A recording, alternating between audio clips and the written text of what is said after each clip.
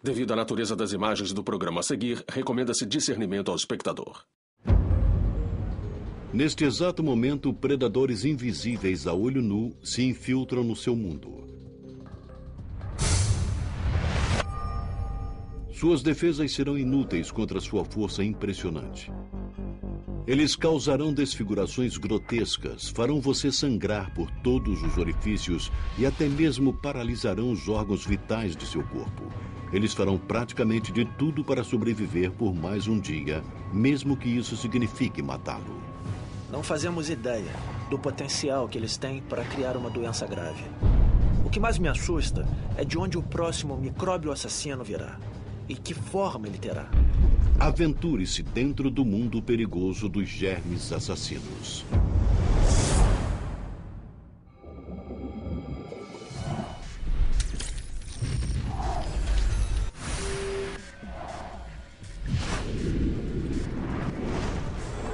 Ciência viva. Bactérias, vírus e parasitas, todos têm algo em comum. São germes, as criaturas mais antigas e minúsculas da mãe natureza que só são visíveis através de um microscópio. Quantidades incontáveis desses micro-organismos espreitam à nossa volta. Muitos são benignos. Alguns são até benéficos para nós, como os probióticos, que são bactérias boas que vivem em nossos estômagos e combatem as bactérias ruins. Mas existem outros que nos deixam morrendo de medo porque podem matar violentamente. Baseada em seu potencial de produzir doenças globais e sofrimento humano, aqui estão 10 dos mais alarmantes germes do nosso planeta atualmente. Número 10, os estreptococos do grupo A, chamados de comedores de carne. Umas férias no Havaí deveriam ser um passeio divertido e relaxante para Gary Aguiar e sua família. Mas, à espreita nesse paraíso tropical, havia um predador microbial pronto para atacar sua próxima vítima. Durante uma excursão de mergulho, Gary arranhou a canela em um coral debaixo d'água. Eu estava caminhando pela praia e notei que na minha perna esquerda havia um arranhão que estava particularmente profundo. E escorria muito sangue dele. Bem, eu pensei, vou lavar e você sabe, ele vai secar no sol quente do Havaí, então eu não pensei mais naquilo. Em 48 horas, Gary estava com um tipo violento de enfermidade tão severa que foi levado correndo para o hospital. Eu me lembro dos médicos entrando e me dizendo que eu estava com uma infecção na perna e precisavam cortá-la inteira. A bactéria feroz, Strep, do grupo A, havia de alguma forma penetrado no ferimento feito pelo coral na canela de Gary e se espalhou rapidamente. Estava provocando a fasciite necrosante, mais conhecida como doença da bactéria devoradora de carne. Ela é extremamente rara, cerca de 1.200 casos por ano nos Estados Unidos. Mas o que a torna tão assustadora é que 1/3 dos casos resulta em morte. Uma vez dentro do corpo, o Strep do grupo A começa a se multiplicar imediatamente. As bactérias vivem para se reproduzir, e esses micróbios unicelulares contêm todo o mecanismo necessário para seu crescimento e multiplicação. Mas ao contrário do mito popular, o Strep do grupo A não come carne literalmente. Ele se multiplica no tecido da pele, liberando toxinas ou proteínas que destroem o tecido saudável. Isto permite que a bactéria penetre no tecido para se alimentar e assim se reproduzir.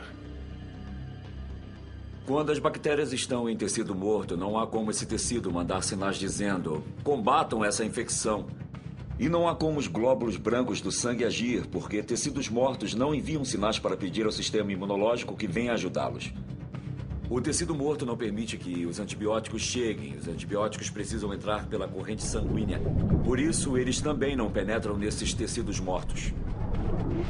Como os antibióticos não podem atingir o Strep do grupo A e destruí-lo, o único tratamento é a cirurgia, que consiste na remoção radical do músculo e do tecido morto que contém a bactéria. A doença é chamada de fasciite necrosante porque a bactéria causa inflamação da fáscia, a membrana que separa os músculos. Se você pensar nos seus músculos como gomos de laranja, as fáscias são a parte de fora, a cobertura dos gomos. As bactérias conseguem se mover melhor ao longo dessas fáscias planas do que avançar através dos músculos. Elas podem se mover por essas áreas com relativa rapidez. Se os germes destrutivos não forem removidos cirurgicamente, alguns podem escapar pela corrente sanguínea e podem atacar livremente qualquer parte do corpo.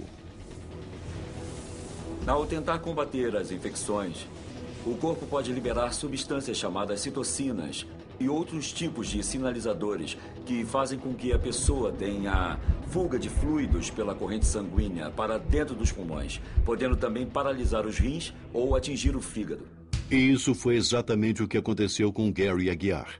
Antes que os cirurgiões pudessem remover todo o tecido morto, as bactérias já tinham invadido a corrente sanguínea e atacado os órgãos vitais.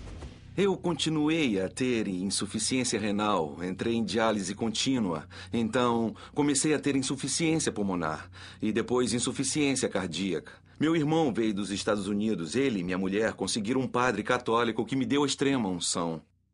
Parecia que o strep do grupo A havia levado outra vida. Mas após 40 dias no hospital, Gary milagrosamente sobreviveu para confrontar o que as bactérias deixaram para trás. Minha perna estava coberta de ferimentos enormes. Parecia um filme de terror. É uma doença muito grave. Aqueles que sobrevivem, os médicos frequentemente têm que cortar pedaços de tecido, músculo e frequentemente membros inteiros para salvar o paciente. Você não é mais a mesma pessoa depois. Mesmo se perder um braço ou uma perna, essa perna pode não funcionar tão bem, porque a maioria dos grupos musculares importantes foram mortos pela infecção. Com tanto músculo removido, movimentos atléticos são agora dolorosos para o Gary. Essa é a parte de trás da minha perna. Aqui, bem aqui. Essa é a maior ferida, a que todos reparam. Aqui, acima do joelho, foi onde eles possivelmente removeram grande parte do tecido. E por isso esse músculo está meio saltado aqui e entorpecido aqui. O strep do grupo A é uma bactéria comum que existe em todos os lugares. Neste momento está localizada nas gargantas de milhões de americanos e por razões inexplicáveis não causam nenhum dano à maioria deles.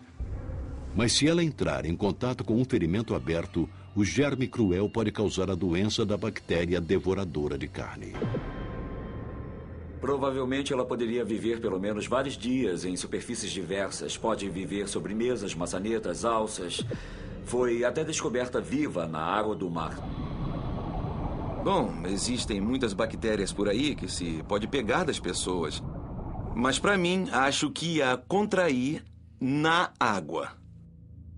O estreptococo do grupo A é uma bactéria terrível, mas existe outro germe que pode ser ainda mais assustador. Malhar na academia no passado nos mantinha saudáveis. Agora pode ser perigoso para a nossa saúde. Número 9. MRSA.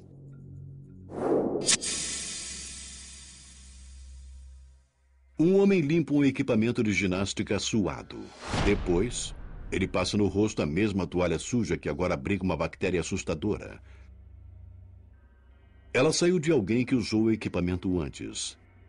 O micróbio ameaçador foi depositado num pequeno arranhão no rosto do homem. Ele penetra naturalmente na pele através do corte. Dentro de dias, uma única célula dessa bactéria se reproduz em milhares de células bacterianas que liberam toxinas para paralisar o sistema imunológico e assim continuar se multiplicando.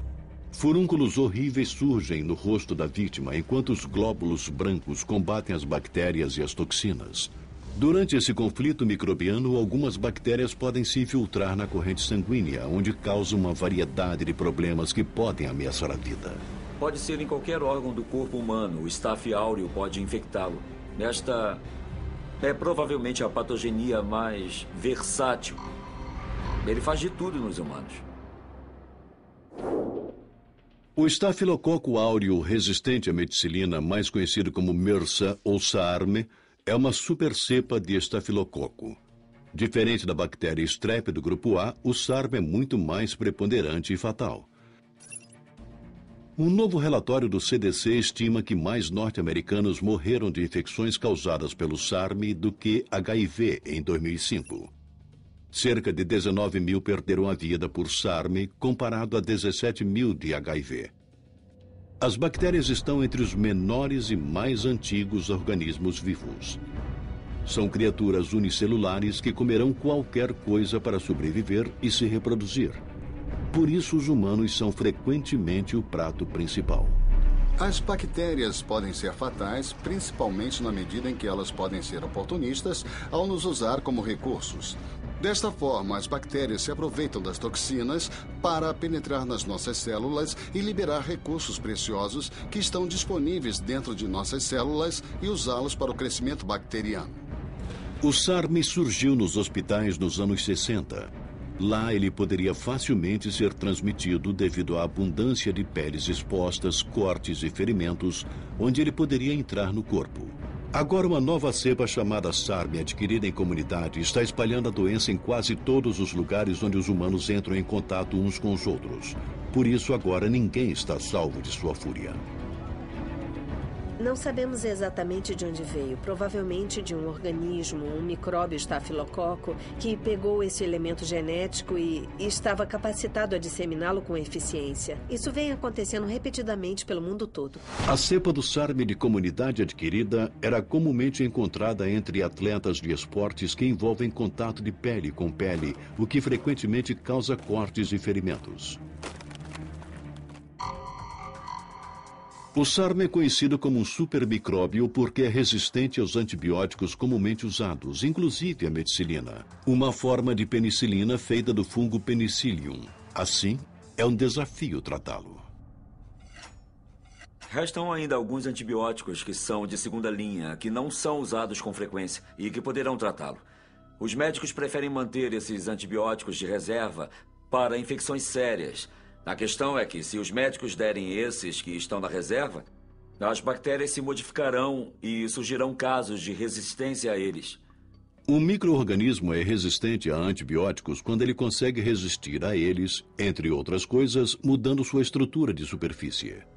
E o aumento de bactérias resistentes a antibióticos, como o SARM, pode, na verdade, vir do nosso uso excessivo de antibióticos. Damos ao organismo um motivo para desenvolver características resistentes. E parte disso é o que chamamos de pressão seletiva. Assim, em áreas onde as pessoas recebem grandes quantidades de antibióticos, dá a esse organismo em particular, que é resistente ao antibiótico, a chance de reproduzir. Geralmente é assim que vemos surgir a resistência. A resistência a antibióticos pode ser transmitida entre bactérias quando duas bactérias diferentes se engajam na forma de acasalamento microbiano entre si. Durante esse processo, elas podem trocar o DNA, um ácido nucleico que abriga o código genético de todos os organismos, e parte desse DNA carrega genes resistentes a antibióticos. O aumento de bactérias resistentes a antibióticos, como o SARM, alimentou temores de que o combate contra os nossos adversários microbianos está aumentando. A não ser que novas drogas sejam desenvolvidas, os humanos estarão constantemente se esquivando das balas. Eu acredito que o SARM será muito difícil de ser erradicado. O que nós vimos é um jogo de gato e rato. Nós desenvolvemos os antibióticos e as bactérias se tornam resistentes a eles. Até agora ainda não conseguimos vencer esse jogo. O SARM é de longe um dos germes mais ameaçadores. Mas existe outro organismo furtivo que usa um cúmplice para atacar. Alguns germes terríveis deram meia volta ao redor do mundo para infligir doenças globais. E agora, uma delas está a centímetros da nossa porta da frente. Noites quentes de verão trazem as pessoas às ruas para se refrescarem. Mas espreitando no escuro, um inimigo está pronto para dar sua picada fatal. Número 8. O vírus do Nilo Ocidental. Um mosquito pousa sobre o braço de uma mulher. ele injeta sua saliva na pele dela enquanto suga sangue para se alimentar. Mas na saliva desse mosquito existe um vírus, um organismo cuja única missão na vida é fazer mais vírus. Aqueles que podem te deixar mortalmente doente. A mulher tem somente um inchaço da mordida que coça. Contudo, o vírus entrou no seu corpo. Diferente das bactérias, os vírus não têm mecanismos celulares para reproduzirem sozinhos. Assim, o vírus do Nilo Ocidental se infiltra rapidamente no leucócito e se apodera de seu mecanismo metabólico para se reproduzir. O vírus se multiplica até o ponto que sua prole rompe a célula, inundando a corrente sanguínea com novos vírus que se movem para atacar outras células. Em uma pequena percentagem de indivíduos, um mar de vírus entra no cérebro, onde provoca um inchaço tão grave que o cérebro literalmente empurra o crânio, causando uma morte dolorosa. Uma em 150 pessoas que desenvolvem uma reação do vírus do Nilo Ocidental terá uma reação fortíssima. 10% dessas pessoas não sobreviverão. E realmente não há muito o que fazer para se evitar isso, além de fornecer amplos cuidados hospitalares. O vírus do Nilo Ocidental foi descoberto no país africano de Uganda em 1937. Desde sua chegada aos Estados Unidos no final dos anos 90, o Nilo Ocidental tirou cerca de 1.000 vidas sem fim previsto. E tem mais, não existe cura disponível atualmente. O vírus do Nilo Ocidental é comumente encontrado na África, mas o micróbio assassino agora emigrou para o mundo. Inicialmente, 61 pessoas contraíram o vírus em Nova York, provavelmente via um animal infectado transportado de alguma forma de transporte moderno. 7 delas morreram. O vírus também foi identificado no tecido de vários corvos. Os pássaros são hospedeiros naturais para o vírus, porque estão em todos os lugares do mundo e podem viajar grandes distâncias. Os mosquitos sugam o sangue de um pássaro infectado e depois injetam-o em pássaros saudáveis, espalhando assim a doença. Os pássaros são predominantes em qualquer lugar e os pássaros voam e os mosquitos também migram. Então, se um pássaro infectado for de uma região para outra e um mosquito não infectado se alimentar daquele pássaro, então teremos uma população de mosquitos infectados numa nova região. Os pássaros traficaram o vírus do Nilo Ocidental por praticamente todos os estados americanos. E com mosquitos como seus transmissores, todos estão vulneráveis ao vírus que tem o potencial de matar violentamente.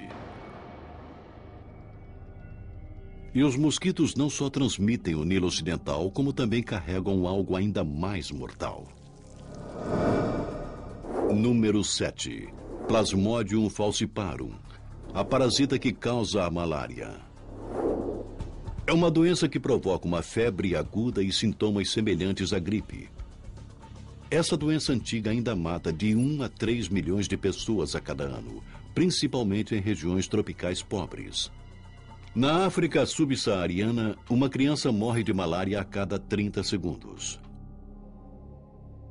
Como as bactérias e os vírus, os parasitas também são micro-organismos com uma função específica.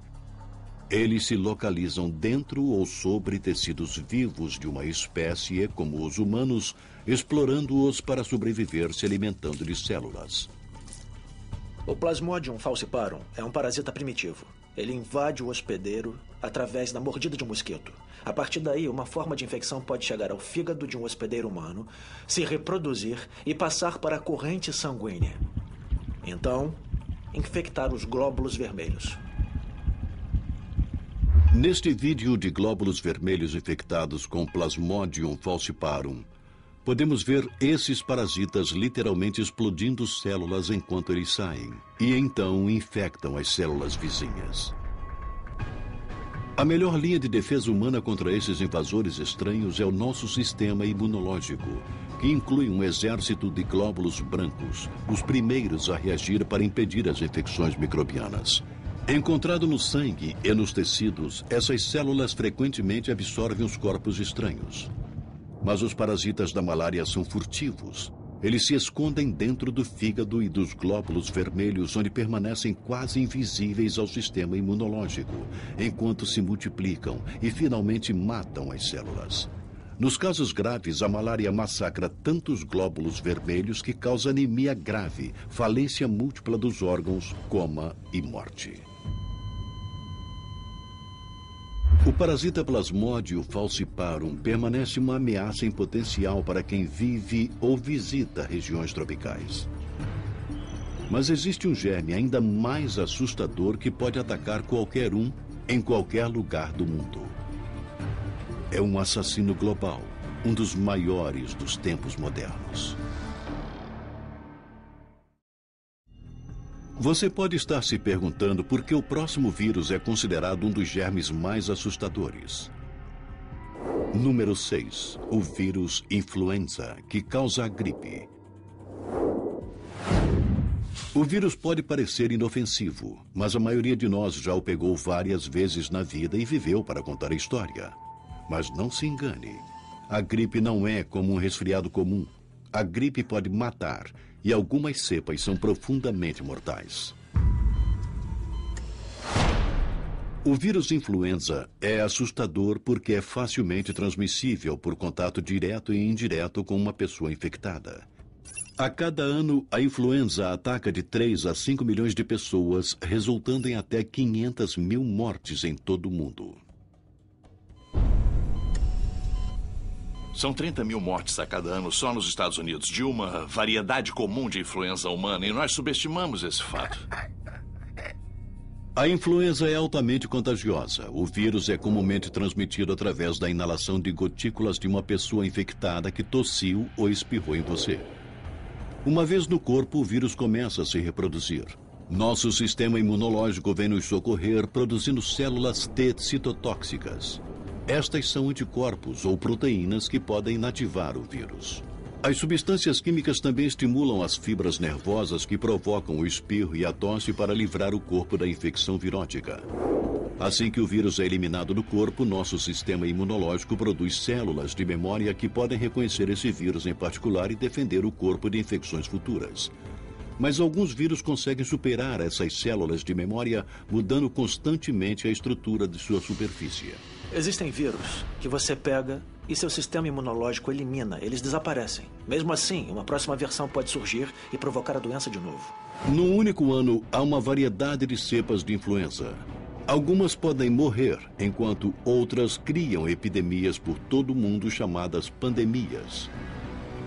A pior registrada na história humana foi a gripe espanhola de 1918. Ela dizimou cerca de 50 milhões de pessoas.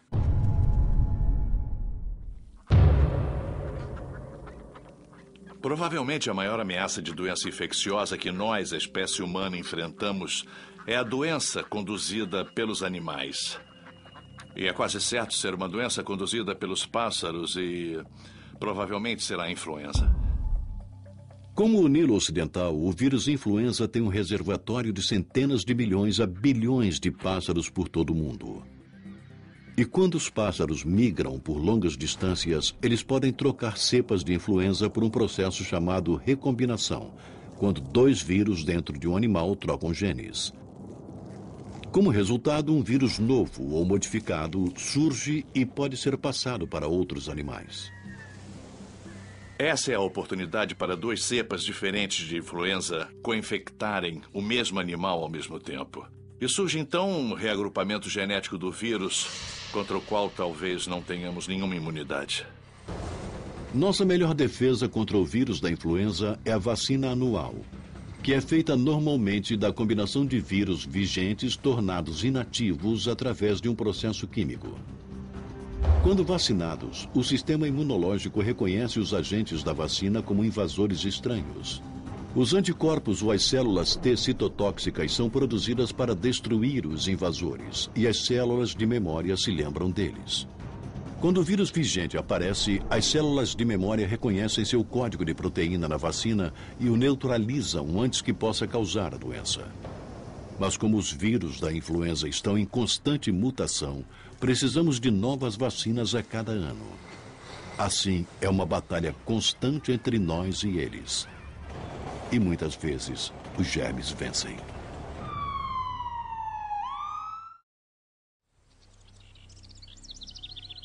O perigo chega diariamente às nossas caixas de correio. Você está esperando uma pilha de contas, mas alguém lhe enviou algo ainda pior.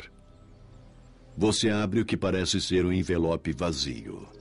Dali sai uma rajada de bactérias que foi fabricada como pó inodoro. Você acidentalmente as inala. Você pode potencialmente morrer em uma semana por causa dessa mensagem de morte. Número 5. Bacillus anthracis, que causa uma doença aguda, antraz. Em 2001, a bactéria foi enviada pelo correio dos Estados Unidos como agente de guerra biológica. 22 pessoas contraíram a patogenia e 5 delas morreram. Se tivesse esperado mais um dia, eu teria morrido, pois eu tinha tanto antraz no meu organismo que deveria ter morrido. Embora esses incidentes sejam raros, o que faz o antraz ser assustador é que, se não for tratado, o índice de mortalidade é de mais de 90% em 48 horas da inalação da bactéria. Por isso, o Centro de Controle de Doenças classificou o antraz como agente de categoria A, significando que ele apresenta um maior potencial para provocar um desastre humano global. Quando os Estados Unidos tinham um programa de armas biológicas, o organismo favorito, caso se quisesse provocar a morte, seria o antraz, porque ele é muito resistente. Uma vez feito em forma de esporo, ele ficará tranquilamente dentro de uma caixa numa prateleira durante anos e permanecerá infeccioso. E o bioterrorismo não é a única forma que o micróbio antraz pode matar. Em seu estado natural, esse germe em forma de esporo é encontrado no solo e é praticamente indestrutível. Seu esporo pode sobreviver inofensivamente por 100 anos, mas se ingerido por um animal ao pastar, os esporos inativos de alguma forma tornam-se bactérias ativas e germinam dentro do animal, provocando uma doença terminal. Quando o animal morre, as bactérias ativas voltam ao estado de esporos. Eles, por sua vez, se tornam uma fonte de infecção para os humanos, tanto pela ingestão da carne contaminada, quanto pelo contato com uma lesão na pele, ao se manipular o animal morto. Os Estados Unidos vacinam o gado, por isso as infecções são raras. Mas por não ser uma regra mundial, está espalhando o terror nos pastos e pradarias de todo o planeta. Ovelhas, gado e, em ocasiões muito raras, humanos, a não ser que se tratem imediatamente, quase sempre morrem. Uma forma rara e altamente letal de transmissão é através da inalação de esporos que vêm de animais em decomposição. Uma vez inalado, os esporos de antraz vão para os pulmões. Os leucócitos chegam rapidamente ao local e absorvem os esporos, transportando-os para os linfônodos, que existem por todo o corpo e agem como filtros ou armadilhas para partículas estranhas como as bactérias. Mas uma vez nos linfônodos, os esporos de antraz cativos se transformam de bactérias inativas para ativas, matando os leucócitos nos linfônodos.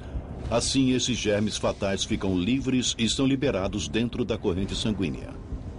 Na verdade, começarão a se dividir e crescer dentro da corrente sanguínea e lá produzirão uma série de toxinas que nós coletivamente nos referimos como toxinas do antraz, que atinge diretamente o hospedeiro. Além disso, elas também reprimem o sistema imunológico, permitindo que as bactérias cresçam em números muito altos dentro do hospedeiro humano. Em menos de uma semana, esses demônios microbianos conseguem se multiplicar a números tão altos e segregam tanta toxina que os vasos sanguíneos começam a vazar incontrolavelmente. A perda de sangue por esses vasos sanguíneos resulta em falência múltipla dos órgãos e morte. O tratamento antibiótico é eficaz se administrado durante a primeira manifestação da doença, para impedir que a bactéria cresça e reverta a doença. Mas uma vez que uma certa concentração de bactérias e toxinas atingem o interior do hospedeiro, os antibióticos não fazem mais efeito. O Bacillus anthracis permanece alarmante, mas os germes mais assustadores são resultado da natureza ou de alguma outra força sinistra. O fato é que a natureza fez um bom trabalho ao criar alguns dos mais diabólicos e terríveis vírus que temos conhecimento. Na verdade, pode-se argumentar que a natureza fez um trabalho muito melhor do que nós faríamos. O próximo germe pode se tornar um agente ainda mais mortal do que o antraz. Número 4. O ortopoxvírus variolae, que causa a varíola. A varíola é o organismo que não me deixa dormir à noite quando eu penso sobre a ameaça de terrorismo biológico. A varíola é uma doença assustadora porque o vírus é facilmente transmitido através da inalação ou contato físico com uma pessoa ou objeto infectados. Só no século XX matou 500 milhões de pessoas por todo o mundo. A forma severa, conhecida como varíola hemorrágica, tem um índice de fatalidade que vai de 90% a 100%. Diferente de outros vírus, os humanos são sua única presa. Uma vez dentro do corpo, o vírus da varíola se multiplica nos glóbulos brancos, baço, medula óssea e linfônodos, causando febre e toxemia antes de liberar sua fúria total. Depois de 2 semanas, o vírus se aloja em pequenos vasos sanguíneos da pele e da boca, apoderando-se de células para usar seu mecanismo metabólico para a reprodução. Ao se multiplicar, o vírus produz supuração, pústulas infecciosas e hemorragia na pele e nas mucosas. Tudo isso leva a uma morte dolorosa. Pelo fato do vírus ter um tempo de incubação muito longo antes da erupção típica aparecer, pode ter certeza de que muitas pessoas já estarão infectadas antes de alguém diagnosticar a existência da varíola com base na presença da erupção clássica. No século XX, a varíola assolou terrivelmente a população humana. Em 1979, ela foi finalmente erradicada através de um programa de vacinação global. A doença se foi, mas o vírus da varíola sobrevive. Sob acordo internacional, os frascos restantes da varíola deveriam ser guardados em 2 locais vigiados. Um no Centro de Controle de Doenças em Atlanta, Geórgia, e outro em Vector, um laboratório biológico na Rússia Central. Foi pedido aos países que enviassem o vírus da varíola isolado ou acumulado para um desses 2 laboratórios. Não há absolutamente uma forma de verificar se isso foi feito. É possível que exista o vírus da varíola, não intencionalmente, mas simplesmente por descuido, dentro de freezers em vários locais por todo o mundo. Entre outras coisas, o vírus da varíola é mantido por seus valores medicinais no desenvolvimento de vacinas para outras enfermidades. Mas muitos se preocupam se os frascos restantes do vírus podem chegar a mãos erradas e ser usados como agente de guerra biológica. O programa de vacinação foi há tanto tempo que as células de memória dos que foram inoculados não são eficazes para armar um contra-ataque. Atualmente não há normas para vacinar a população em geral contra possíveis agentes de bioterrorismo. Se alguém se apossasse do vírus da varíola e decidisse usá-lo como arma biológica, seria um pesadelo. Porque o vírus se dissemina muito rapidamente de pessoa a pessoa, e se isso acontecesse, seria improvável conseguirmos deter sua deflagração com a vacinação. A varíola tem o potencial de matar de novo. Por isso é o número 4. Mas existe outro germe antigo que nunca parou de matar, praticamente desde o início da civilização humana. Você está caminhando nas montanhas. O ambiente parece tranquilo e sereno. Mas perto dali, um assassino espera pacientemente por sua próxima vítima. Número 3. Yersinia pestis, que causa a peste bubônica. Um bando de pulgas está infestando o esquilo morto. Ao sugar o sangue do animal para sua sobrevivência, as pulgas também ingerem bactérias traiçoeiras. Os germes não matam as pulgas, mas as usam como transporte. Agora, as pulgas procuram por outra fonte de sangue, e por acaso é você. As bactérias aproveitam a carona. Você sente mordidas nos braços. A saliva das pulgas, agora cheias de bactérias, é injetada na sua pele através de sua boca em forma de tubo. Você as espanta e continua a caminhar. Mas as bactérias letais ficaram e encontraram um novo habitat para procriar. Elas vão para os linfônodos regionais e começam a se multiplicar. Isso causa inchaços do tamanho de laranjas em suas axilas, pescoço e virilha por causa da inflamação e dos glóbulos brancos que correm para o local.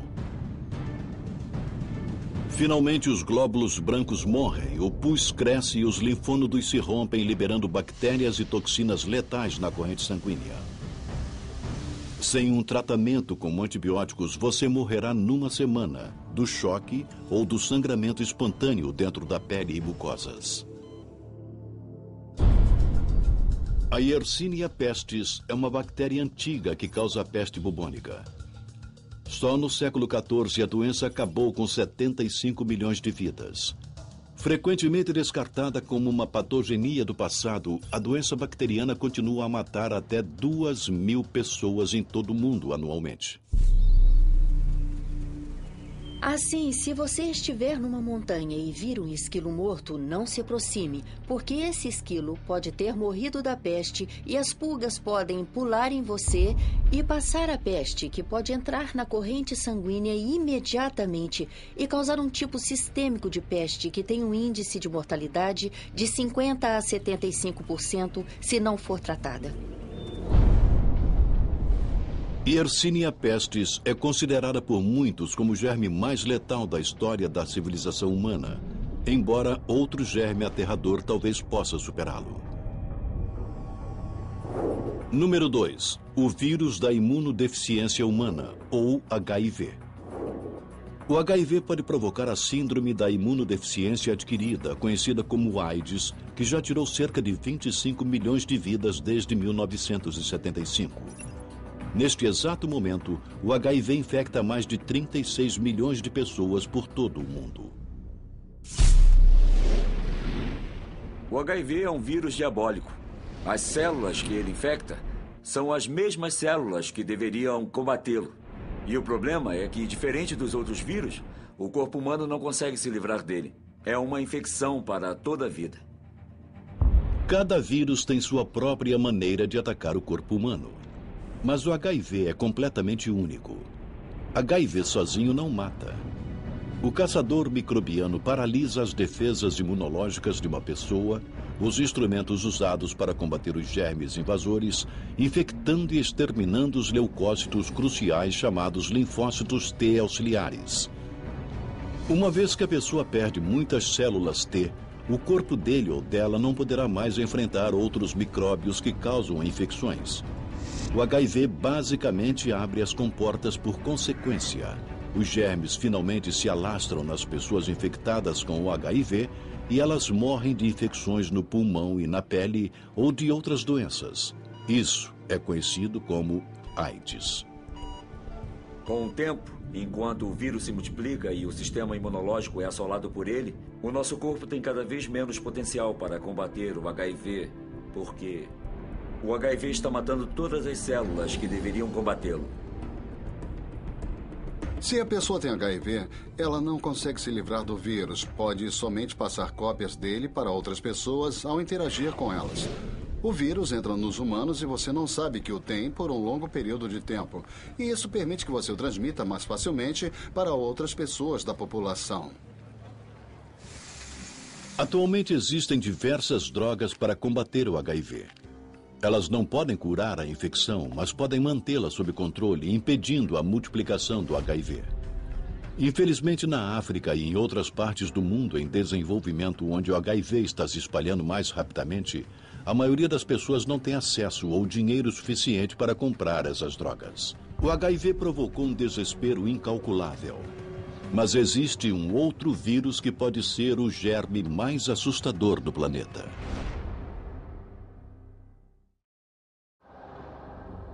Então, qual é o germe considerado por muitos o mais ameaçador que existe na face da Terra? Acredita-se que a origem desse assassino é a República Democrática do Congo, na África. Caçadores voltam de uma caçada bem-sucedida.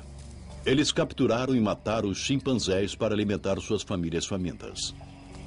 Mas, em vez disso, eles podem estar condenados a uma sentença de morte.